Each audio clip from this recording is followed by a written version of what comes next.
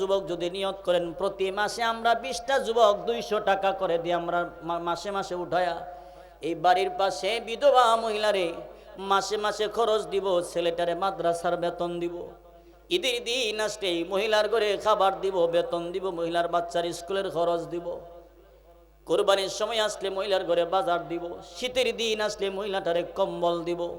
এই যুবকের দ্বারা ইচ্ছা করলে প্রত্যেকটা যুবক এই কাজটা করা সম্ভব। আরে কথা কোন ঠিক না বেঠিক? সম্ভব। জীবনটারে কাজে লাগায়া যান, জীবনটারে কাজে লাগায়া যান। এইরকম একটা প্রতিজ্ঞা করেন, আজকের পর থেকে আমার মহল্লার এতিম বাচ্চাদের দেখাশোনা করব। প্রয়োজনে বন্ধু বান্ধব যারা বিদেশ থাকেন এদেরকে বলবেন 2000 1000 টাকা দিয়ে অমুক একজনের দান করতাম, দেন আপনার সময়টা কাজে লাগবো। এমন একটা মাহফিল করে যেমন সওয়াব পাবেন তার চাইতে কয়েক গুণ বেশি সওয়াব আল্লাহ দান করবেন এতিমরে দিলে। ভাইরা আমার, এতিমদের খেদমত করেন, বিধবা মহিলারা আপনি শাড়ি দেন। কিন্তু আমাদের সমাজে একটা কুসংস্কার আছে, বিধবা মহিলারে কোনো বিয়ে শাদীর অনুষ্ঠানে দাওয়াত দেয় না। কই মহিলার স্বামী মারা গেছে, আনলে শুভযাত্রা হইতো না, যাত্রা ভালো হইতো না। কথা কোন আছে না নাই? আপনাদের এখানে আসেনি? যে লোকে বলল আমার মেয়ের বিয়ের অনুষ্ঠানে এই মহিলারা আনা যাইতো না, মহিলার স্বামী নাই, তোমার মেয়ের জামাই কি কিয়ামত পর্যন্ত হায়াত লইছে নাকি? তা কথা কন না দি। কুসংস্কার বাদ দেন, মানুষের মনে আঘাত দিয়েন না, মানুষের মনে কষ্ট দিয়েন না। মানুষের মনে কষ্ট দিলে আল্লাহ তাআলা নারাজ হয়। ছোট্ট একটা কথা বলে আমি আপনাদের থেকে বিদায় নিব। মানুষের মন ভাঙলে যে কত শান্তি, কত কষ্ট, আর ভাঙা দিল জোড়া লাগায় দিলে কত শান্তি। আল্লাহর নবী একদিন আম্মা জান আয়েশা সিদ্দিকা রাদিয়াল্লাহু আনহাকে বলতে লাগলো, আয়েশা আজকে তুমি যা বলবা আমি রাসূল তোমারে তা ওই দিয়া দিব। সুবহানাল্লাহ, জোরে বলেন। আরে আয়েশা, আজকে তুমি যা চাইবা আমি রাসূল তোমারে তা ওই দিব। আমরা দেশের মা বোনিলে বলতো বাড়ির গাটলার জমিটা আমার নামে দিয়া লাইও, কথা কনা, বাজারের দোকানটা আমার নামে দিয়া দিও, আর না হলে তোমার ব্যাংকের কার্ডটা আমারে দিয়া যায়, তুমি মইরা গেলে গা তোমার ফুলাবান আমারে বাদ দিত না, স্বভাব ভালো না। কথা কন্যা দি। আম্মাজান বলেন, গো আপনি আমার কাছে বলছেন একটু পরামর্শ করতে হবে। পরামর্শ করবে কার সাথে? পরামর্শ করবেন আম্মা জান আয়েশা সিদ্দিকা রাদিয়াল্লাহু আনহার আব্বা জান নবীর প্রিয় সাহাবী আবু বকর সিদ্দিক। আবু বকরের সাথে গিয়ে বলতে লাগলো, আব্বা জান আমার নবী বলছেন আমি যা চাই নবী আমারে তাওই দিবে, তাওই দিবে। কি চাইতে পারি? আমরা দেশের মেয়েদের মা বাবা হলে বলতো গিয়া কই গিয়া শ্বশুর বাড়ির থেকে আলাদা হয়ে যেত গা, তরলিয়া বাসা করে থাকতো। আরে কথা কন, আরে জোরে কোন ঠিক না বেঠিক? বর্তমান সময়ের অধিকাংশ মেয়েরা মা বাবার কথা মতো শুনে স্বামীর সংসার সুখী হয় না। আরে কথা ঠিক না বেঠিক? জোরে বলেন। যেই মেয়েটা স্বামীর বাড়ির প্রাধান্য না দিয়া বাপের বাড়ির প্রাধান্য দিয়া চলবো, স্বামী যেটা বলবে এটা শুনবে না, শ্বশুর বাড়ির মানুষকে প্রাধান্য দিত না। বাবাই যদি বলে আমার বাড়িতে আইসা পর, সে দূরে যাবো গা। মায়ে যদি বলে আমার বাড়িতে আই, মায়ের কথা শুনে দূরে যাবো গা। স্বামীর মাথায় স্বামীর মনে কষ্ট দিয়া স্বামীর কথা না শুনে যেই মহিলা বাবার বাড়ি স্বামীর বাড়ির থেকে দৌড়ে যাবে, বাপের কথার প্রাধান্য দিবে, মায়ের কথার প্রাধান্য দিবে, এই মহিলা কোনোদিন জান্নাত পাবে না। নবীর কথা, ওই মহিলা কোনোদিন জান্নাত পাবে না। আর যাদের এই স্বভাব আছে, যে মেয়েদের ভিতরে এমন স্বভাব আছে, এমন মেয়েদের স্বামী জিন্দা থাকতেও জিন্দা মরা। আরে কথা কন্যা দি, জিন্দা মরা, কারো কাছে বলতেও পারে না, সহ্য করতে পারে না, তিলে তিলে জীবনটারে হই করতেছে। আরে কথা ঠিক না বেঠিক? জুড়ে বলেন। তিলে তিলে জীবনটা শেষ, কারণ ইজ্জতের বয়ে কারো কাছে কোনো কিছু বলে না, ইজ্জতের বয়ে কোনো কিছু বলে না। কিন্তু এই মেয়েটারে কমান দিল, কমান মানে না, বাপের বাড়ির কথা প্রাধান্য দেয় বেশি। এমন মেয়ে যাদের জীবনে আছে, এই এর জীবনটা তছনছ জাররা জাররা হয়ে গেছে, দুনিয়ার জাহান্নামে আছে। কথা কন। মা বোনদেরকে বলবো, মা বাবার কথা হইল পরে, স্বামীর কথার প্রাধান্য না দিয়া যদি বাবার বাড়ির কথার প্রাধান্য দেন, এই সংসারে বেশি দিন থাকতে পারবেন না, কোনো একদিন সংসার আপনার নষ্ট হয়ে যাব। আরে কথা কোন ঠিক না বেঠিক? স্বামীর কথার প্রাধান্য দেন, বরকত দিবেন কে? আপনার স্বামী ভালো মন্দ যাই হোক আপনার জন্য একটা গার্জিয়ান। একটা মেয়ের স্বামী যদি না থাকে, বাবার বাড়ি কোটিপতি হইলেও সর্বোচ্চ 6 মাস পরে আর তার মূল্য থাকে না। আরে কথা কোন ঠিক না বেঠিক? সর্বোচ্চ 6 মাস, এরপরে আর মূল্য থাকতো না। মার সাথে মিলতো না, বাবার সাথে মিলতো না, ভাই থাকলে ভাই লাত্তি দেবার করে দিব। কথা কোন না দি? শেষ পর্যন্ত নিজের জীবন বিসর্জন দিয়েও কোনো কাজে লাগতো না। মানুষের বাড়ি বাড়ি কাজ করে খাওয়ান ছাড়া কোনো উপায় নাই। আরো জোরে ক। এই জন্যে মেয়ের মা রাজার আছেন, মেয়েদেরকে যদি শাসন করেন, কোনো মেয়ে যদি শ্বশুর বাড়ির থেকে বাবার বাড়ি যায়, মা বাপ যদি শক্ত করে তারে একটু দমক দিত, তুই যে আসছ, তোর শ্বশুর রাজিনী, তোর স্বামী রাজিনী, এমন যদি মেয়ের দমক দিত, কোনো মেয়ে আর সাহস পাইত না। কিন্তু মেয়ের মা কইল আরো বড় করে দেয়া ভর, এর থেকে ভালো জায়গা তোরে বিয়ে দিলাম। কথা কন না দি? মেয়ের মা আরো সাহস দেয়া ভর, এর থেকে ভালো জায়গা তোরে বিয়ে দিলাম। এই যে কথাটা কইলো, মেয়ের কলজাটা 12 কেজি হয়েছে। কথা কন না দি? মেয়ের কলজা 12 কেজি। এখন মেয়ে মনে মনে চিন্তা করে, হেরবাত না খাইলে কি দিব, আমার আম্মা তো কইছে বিয়া দিলাইব। গিয়া দেখ বেডি, রাস্তার ফকিরও তোরে জিগাইতো না। আরে কথা কন ঠিক না বেডিক? একটু গিয়া দেখ, রাস্তার ফকিরও তোরে জিগাইতো না। টেহার বাহাদুরি দেখাস, তোর বাপের ক্ষমতার বাহাদুরি দেখাস।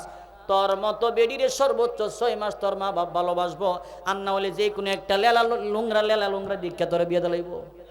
কথা কন না দি? এটারে আর কত গরম বয়ে রাখতাম, ভালো লাগতো না। কথা বাস্তব না বাস্তব? এমন বউ যাদের ঘরে আছে, প্রত্যেকটা যুবকের কলজাটা ফুইরা সারখার। কথা কোন যুবক দিয়ে দেখে ঠিক বলে, এর জ্বালাটা মনে বেশিও। বারবার করতেছে ঠিক, জ্বালাটা মনে বেশি। জ্বালা জোড়ায় না রে, কথা ঠিক নেই, জ্বালা জোড়ায় না। ভাইয়ের আমার, এই জন্যে সুপরামর্শ মেয়েদের মা বাবার দেওয়ার দরকার। মেয়েদেরকে বলবো, স্বামীর কথা মতো শুনেন, জীবন বরকত দিবে কে? হযরত আবু বকর বলেন, আয়েশা, রাসূল যেহেতু বলছেন তোমারে যা চাইবা তাই দিবে, তাহলে শোনো, আল্লাহর নবীর গিয়ে বলবা, নবী গো, মেরাজে যখন আপনি গিয়েছিলেন, ওই মেরাজের যা আপনি দেখছেন সব কিছু আপনার সমস্ত উম্মতরে আপনি জানাইছেন। এমন কি জিনিস আছে এখনো পর্যন্ত আপনি উম্মতরে জানান নাই, আমরা জানি না, এই বিষয়টা আপনি জানাই দেন। সুবহানাল্লাহ, জুড়ে বলেন। আগে নবীজি, এখনো পর্যন্ত এমন কোন বিষয় আছে যেই বিষয়গুলো আপনার উম্মত জানে না, এই বিষয়টা আপনি আমারে জানায় দেন। নবীর কাছে যখন প্রস্তাব দিলেন, নবী, আমি রেডি হয়ে আসছি। আম্মাজান বলেন, আমি রেডি হয়ে আসছি। বলে, ঠিক আছে, বলো কি চাও। এমনি আম্মাজান বলেন, নবী গো, মেরাজে যখন আপনি গিয়েছিলেন, এমন কোন বিষয় আছে এখনো পর্যন্ত কেউ জানে না, আপনি এই কথাটা আপনি আমারে জানায় দেন। এবার নবী ডেকে বলল, আয়েশা, এই কথা তোমার নিজের ব্যক্তিগত কথা হইতে পারে না, নিশ্চয় এই কথাটা আমার আবু বকর তোমারে শিখাইয়া দিছে। নিশ্চয় আমার আবু বকর তোমার এই কথাটা শিখাইয়া দিছে। কারণ হলো, আমার উম্মতের মধ্যে, আমার সাহাবীদের মধ্যে আমার আবু বকর আমারে যেমন চিনছে, অন্য কোন সাহাবী আমারে ঠিক এমন ভাবে চিনে নাই। সুবহানাল্লাহ, জুড়ে বলেন। আরে আয়েশা, যেহেতু তুমি বলছো, অবশ্যই তোমার এই কথাটা জানায়া দেওয়া দরকার। যেহেতু তুমি বলছো, এই কথাটা তোমার জানায়া দেওয়া দরকার। তাহলে শোনো, ওই সময় আল্লাহ তাআলা আমার একটা বিষয় জানাইছে, বন্ধু, আপনার উম্মতের মধ্যে যদি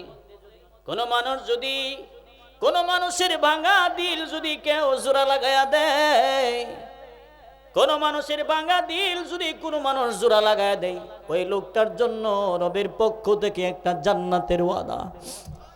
আর জোরে বলেন না সুবহানাল্লাহ। কোনো মানুষ যদি কোনো মানুষের ভাঙা দিল যদি কেউ জোড়া লাগাইয়া দেয়, এই যে আপনার বাড়িতে অনুষ্ঠান হইল, বিধবা মহিলারে দিলে মনটা একটু ভরল, কথা ঠিক না বেটি? এতিম বাচ্চারে খাওয়াইলে আপনার কাজে লাগলো। এই জন্য আগামী কাল থেকে এতিমদের খেদমত করবো, রাজি আছি তো ইনশাআল্লাহ? আম্মাল ইয়াতীমা ফালা তাকহার ওয়া আম্মাস সাইলা ফালা তানহার। আল্লাহ বলেন, বন্ধু, ফকির যারা আছেন এদেরকে আপনি তাড়ায়া দিয়েন না, ফকিররে আপনি তাড়ায়া দিয়েন না। আমাদের দেশে তো ফকির আসলে বলে, মাফ করো, এখন পারতাম না, ব্যস্ত আছি। ফকির যদি ভিক্ষা নিতে আসে, খানা খাইতে বসতে বলে একটু পরে আইসো, আমি খাবার খায়ালো। কেন রে, কেন আপনি বলেন পরে আইসো? আপনি কি বলতে পারেন না আমার সাথে এক প্লেট খাবার খায়া যাও, এক লোকমা খাবার খায়া যাও? এই কথা তো আপনি বলেন না, কিন্তু আল্লাহ বলেন ফাকুলু মিনহা ওয়া আতইমুল বাঈসাল ফাকির।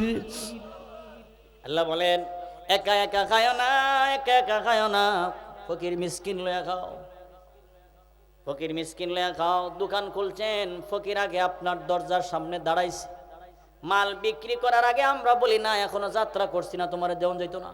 কথা ঠিক না বেটি? এখনো যাত্রা হয়েছে না। আরে বেকুব, যাত্রা কি জিনিস এখনো আমরা বুঝি না। যাত্রা আল্লাহর নবী বলেন তিনটা জিনিস তোমার সাথে যাবে। এক নাম্বার যেটা তুমি নিজে খাইছো, দুই নাম্বার যেটা তুমি পয়রা পুরাতন করছো, তিন নাম্বারটা যেটা তুমি আল্লাহর ব্যাংকে জমা রাখছো। একটা ফকির যদি আপনার ঘরের সামনে, দোকানের সামনে যদি দাঁড়ায়া যায়, মাল বিক্রি করার আগে যদি ফকিরে আপনি 10টা টাকা দেন, আল্লাহর ব্যাংকে আপনি জমা দিলেন, আল্লাহর ব্যাংকে জমা দিয়া ব্যবসা শুরু করলে বরকত দিবে কে? ফকিরে ফিরে দেওয়ান যাবে না। যদি না দেওয়ার সম্ভাবনা থাকে, তৌফিক যদি না থাকে, সুন্দরভাবে বুঝাইয়া বলে আমার কাছে নাই, আরেকদিন দিমুনে, আমার জন্য দোয়া করো। কথা ঠিক না বেটি? বারবার দেখুন আমি ব্যস্ত আছি, আমি কাজে আছি।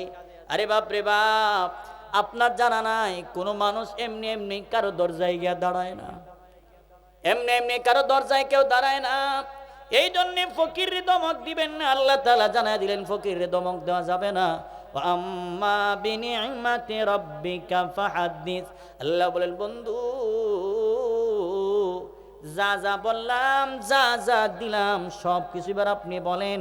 আমার আল্লাহ তাআলা আমার নবীরে নিয়ামত দিলেন, কত নিয়ামত, নবুয়ত দিলেন, কোরআন দিলেন, আমার নবীর মুজিজাতুন নবী দিলেন।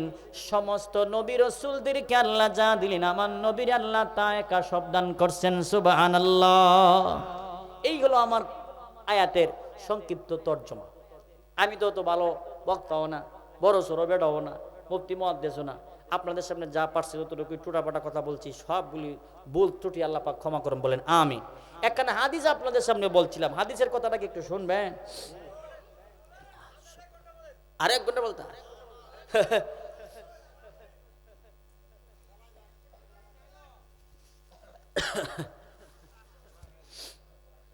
আর 1 ঘন্টা নাকি? তা হাদিসের কথাটা বলি নাকি, শুনবেন? আল্লাহ রাসূল বলেন আল কাইসু মান দানা নাফসাহু আমিলা লিমা বা'দাল মাউত ওয়াল আজিজু মান আতবা'a নাফসাহু ওয়া তামান্না আলাল্লাহ আও কামা ক্বালা নবী আলাইহিস সালাতু ওয়াস সালাম। আল্লাহর নবী বলেন উম্মত তারাই হলো বুদ্ধিমান যারা নাকি দুনিয়ায় থাকা অবস্থায় কবরের মাল সামান জোগাড় করে। কথা কি বুঝছেন? তারাই হইল বুদ্ধিমান যারা দুনিয়ায় থাকা অবস্থায় কবরের মাল সামান জোগাড় করে। কিন্তু আমাদের সমাজের নিয়ম হইল বুদ্ধিমান তাদেরকে বলে যারা ঘুষ খায়া উল্টা পাল্টা সত্যরে মিথ্যা বানায়া বিচার করতে পারে। আরো জোরে কম, যারা ঘুষ খায়া সত্যরে মিথ্যা বানায়া বিচার করতে পারে, এদেরকে আমাদের সমাজের মানুষ কি বলেন? কথা করা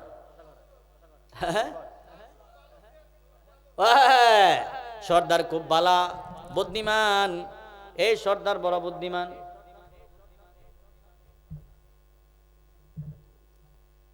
কিন্তু এমন সর্দার সমাজে আসেনি। কথা না, বর্তমান সমাজে এতিমের কোনো বিচার নাই, গরিবের বিচার নাই। টাকা দিয়াও কোনো সময় গরিব বিচার পায় না, কারণ গরিবে দেয় 10 টাকা, ধনী মানুষ দেখে 20 টাকা, গরিবের কথার মনে থাকে না। বর্তমান সমাজের অধিকাংশ সর্দার মাতাব্বর টাকা না দিলে মুখে অ্যাটেম বুম মারলেও সত্য কথা বাহির করে না। আরে জুড়ে কোন ঠিক না বেঠি? ডাক মারছে চাচা রাতের বেলা, সর্দারের গে ডাকছে চাচা। ও কেডারে? কো আমি আব্দুল কুদ্দুস। কিরে এত রাত্রে কেলে গাইছ? আমার কথা কি আপনারা বুঝতেছেন? এত রাত্রে কেলে গাইছ? কো চাচা আমি এতিম মানুষ, আমার আব্বা নাই, বিপদে পড়ে আইছি। বিপদে পড়ে আইছ? কি হয়েছে? কো পশ্চিম পাড়ার আব্দুল করিম আমার জমিনটা দখল করে খাইতেছে 5 বছর ধরে, আমি আনতাম পারি না। আপনাদের এখানকার কথা কইতেছি না, অন্য জায়গার কথা কইতেছি। এখানে কি আব্দুল করিম থাকলে আবার রাগ করে নেছে? আব্দুল করিমের নাম যখন শুনছে সর্দার এবার চিন্তা করে কিরে হের তো ফার্স্টটা ভাই বিদেশ থাকে, London, America, Kuwait, south Africa, দক্ষিণ আফ্রিকা ফার্স্টটা থাকে। মাঝে মধ্যে শেরপুর সদরগের রিক্সা ভাড়াটা দিয়া দেয়, মাঝে মধ্যে সাফান খাওয়ায়। হের বিরুদ্ধে কথা বললে পাতলা মাল তো পকেটে আইতো না। এমনি শখ কসলাইতেছে আর কইতেছে আচ্ছা দেখি কি করা যায় এখন বাইরে রাত 12টা বাজে। সর্দারের আব্দুল কুদ্দুস বলে চাচা আপনার যে স্বভাব ভালো না আমি জানি, এই কারণে 5,000 লই আইছি। কথা বোঝে না, কয় হাজার লই আইছি। যেই মাত্র টাকার কথা শুনছেন চোখে আর ঘুম নাই, ঘুম গেছে গা মুক্তা গাছা মুন্ডা খাইতো। 5,000 লইয়া পকেটে দেখে কেউ নিয়ে আসে, ডানে বামে তাকায়া টাকাটা হাতে লইয়া পকেটে ঢুকায় আর বলে তোর আর জ্বালা আমি আর বাঁচি না। হে বলে জ্বালাই বাঁচে না, কত ভালো মানুষ। আমরা বলি বিষয়টা এমন না, তোমার মতো ঘুষখোরের জ্বালায় জনগণ সঠিক বিচার পায় না। 5,000 হেরে ফোন মারছে, কিরি তোর খবর আছে আজগা মামলা দিমু। হেবা ফাঁকনা মাল বুঝালাইছে, কিরি সর্দারে কেড়ে আমার দ্বারা ফোন দিল মাতাব্বর। আপনাদের এখানে সর্দার বলে না মাতাব্বর বলে? মাতাব্বর নেই, আমাদের এখানে সর্দার বলে। সর্দার মাতাব্বরে কি কথা? মাতাব্বর কইতাছে তোর খবর আছে। এখন এই ফাঁকনা মাল কষাসা রাত্রে আমি আইতাছি। কিরি সুরা দিনের বেলা কিতা হইছে?